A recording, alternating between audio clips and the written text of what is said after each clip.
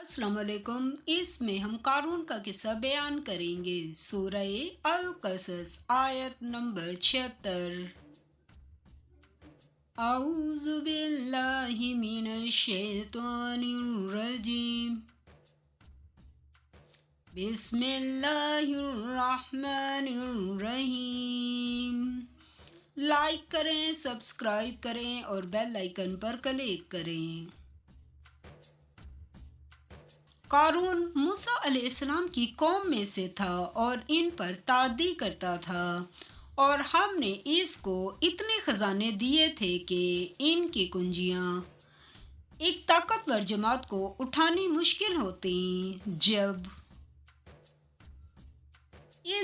اس کی قوم نے کہا کہ اترائیے مت، کہ خدا اترانے والوں کو پسند نہیں کرتا۔ سورہ القصص آیت نمبر 77۔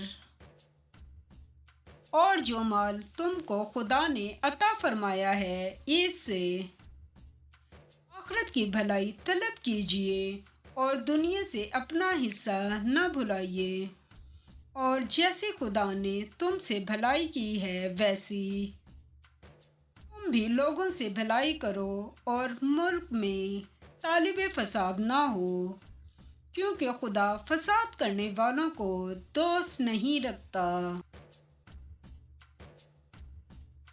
سورہ القصص آیت نمبر 78۔ بولا کہ یہ مال مجھے میری دانش کے زور سے ملا ہے۔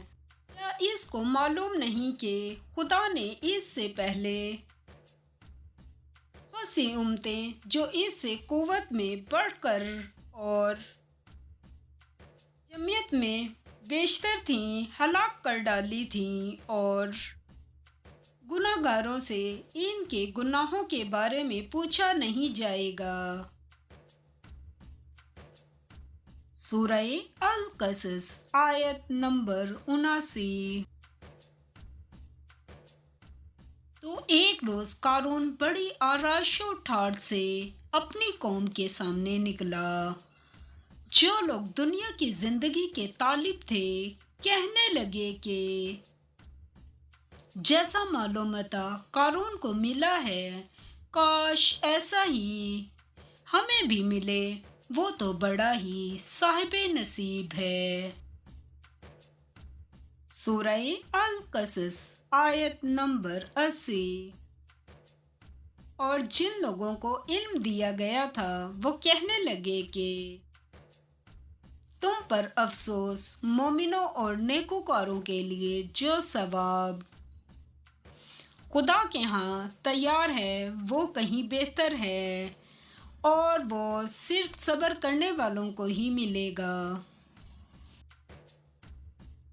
سورہ القصص آیت نمبر 81۔